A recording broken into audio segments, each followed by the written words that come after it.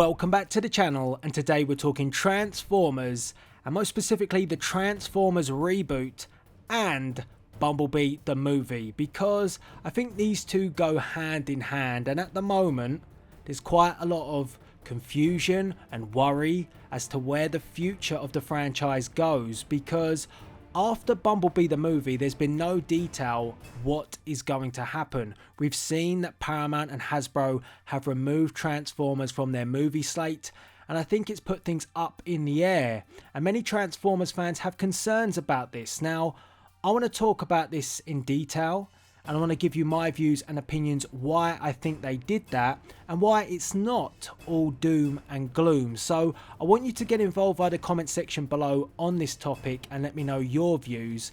But I kind of see why Paramount have done this. I understand why Paramount removed any other detail going forward, because I think a lot depends on the success of Bumblebee the movie. And I think a reboot and the type of reboot depends on Bumblebee the movie, because if you cast your mind back to Transformers The Last Night, we had a writer's room and there was so much talk prior to that film's release of what was going to happen with the future of Transformers. Talk that we were going to get a Transformers film every year for 10 years.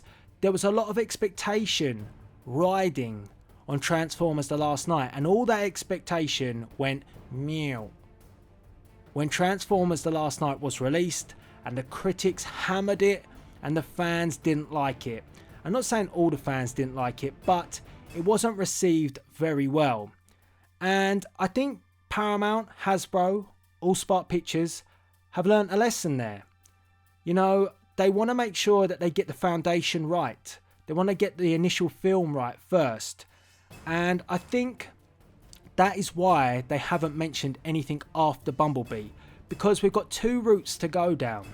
Either we get a soft reboot which starts with Bumblebee the movie, or we get an all-out reboot with nothing, no other detail. It doesn't start with Bumblebee, it's just going to be brand new. But that all depends on if Bumblebee the movie is a success. Because if it is a success, it wouldn't be too difficult to reboot the entire franchise from that film. If they get the foundation right, they can go forward from there quite easily. Because I'm imagining that Bumblebee the movie won't touch on the past that Michael Bay set out, you know, with Transformers in wartime. I don't think it's going to go anywhere near that. I also think that it's not going to touch too much on the future, if at all. It's just going to be a standalone film. But that standalone film could then have the premises to go forward from there. And you could recast the likes of Sam Witwicky. You could bring back all the Autobots and Decepticons that Michael Bay has killed in the past. Rebrand them. Make them look how you want them to look. So maybe go back and give them that G1 feel, which there was talk about from CinemaCon, that potentially Travis Knight had done that. And you can reboot the franchise from there. But that all stems on the success of Bumblebee the movie. Now, if Bumblebee the movie fails, then, you know, we're not going to get any of that. You know, Paramount are going to go and look at a reboot. And they're going to go and reboot it, and they're going to do things differently. And you'll get a different robot design for Bumblebee. And you may get focus on other characters than what we've ever seen before. You know, maybe they'll look at an Ultra Magnus, but they'll go down a different route, and it will be a completely different route, and maybe it will pay homage more to G1. Maybe it will look more at story over action, but it will be different to anything that Michael Bay has produced. So those are the two options, but I cannot believe that Paramount and Hasbro will be disregarding Transformers for good. And what I mean by that is, you know, they're never going to disregard it in terms of Hasbro. They're always going to sell the toys.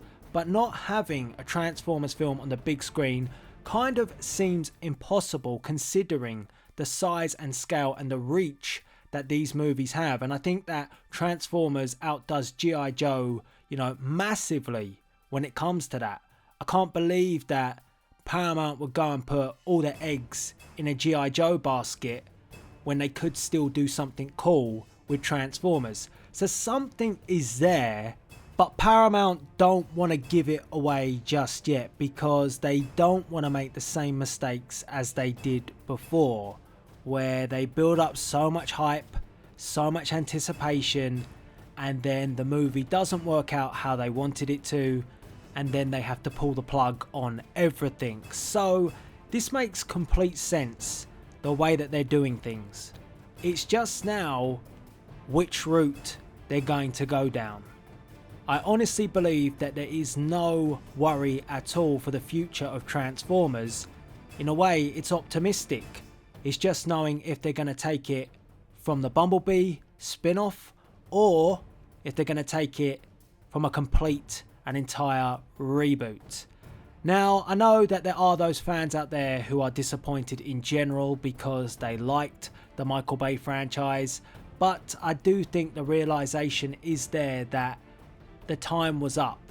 You know, it's unfortunate that Paramount ended it at the time that they did, with Transformers 5 having that cliffhanger and us not getting to know what was going to happen with Unicron, because I kind of felt like there was a good story there, but the way that they got to it was so convoluted.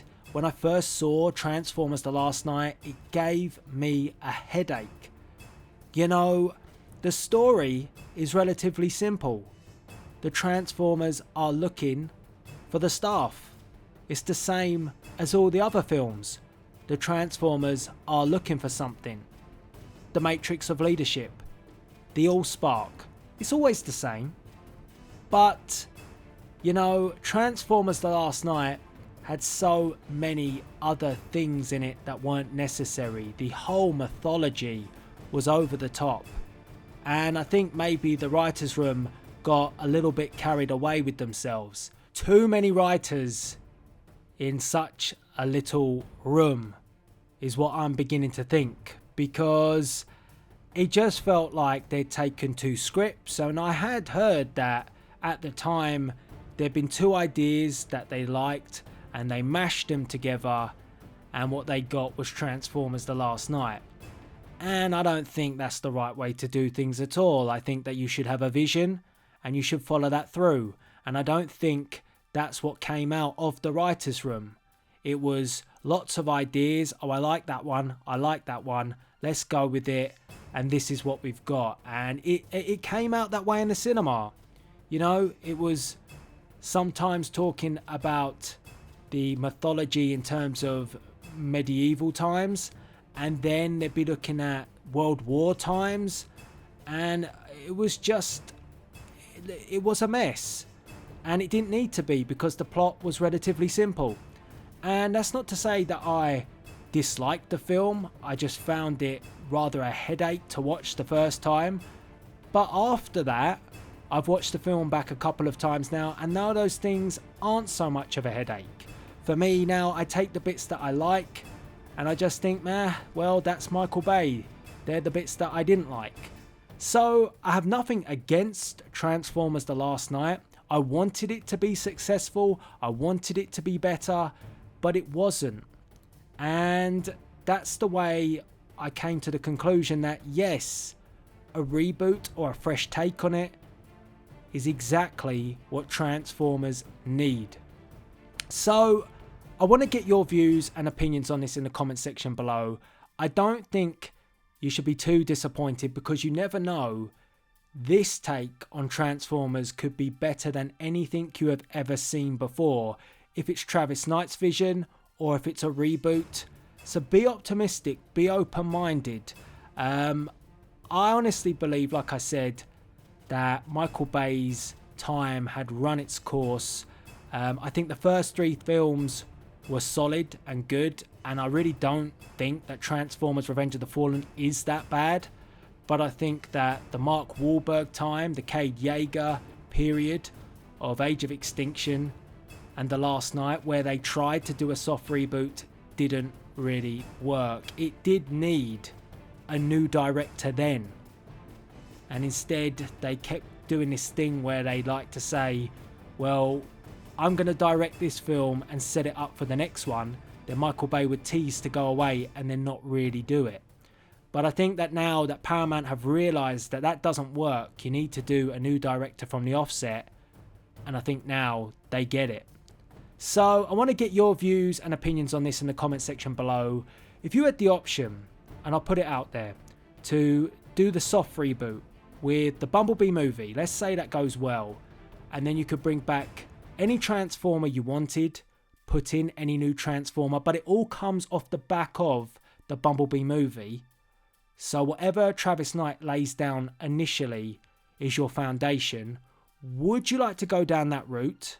So you kind of know what Bumblebee's going to look like already. We haven't seen it on the big screen just yet, but we have seen figure models of it. So you kind of know what's coming. Or would you like to see them completely start from scratch, redesign Bumblebee so he doesn't look anything like what we've seen before, and go from there? Which option would you take? I want to get your theories, your views. Are you one of those fans that simply do not want a reboot of any sort? You want Michael Bay to pick up Transformers 6 and run with it? Or are you looking forward and optimistic to the Bumblebee movie? Or are you one of those fans that just wants to be done with it all and start from scratch again? I think either way, whichever option you are, do not fear, Transformers will continue on the big screen. It's just how it's going to go. So we will find out when Bumblebee is released in December of 2018. If the reception is good, we'll be going from there. If it's not, expect a reboot. So all that's left to be said, as per usual, is please rate, comment and subscribe. Get involved in the comment section below. And as always, this is Delzinski signing out.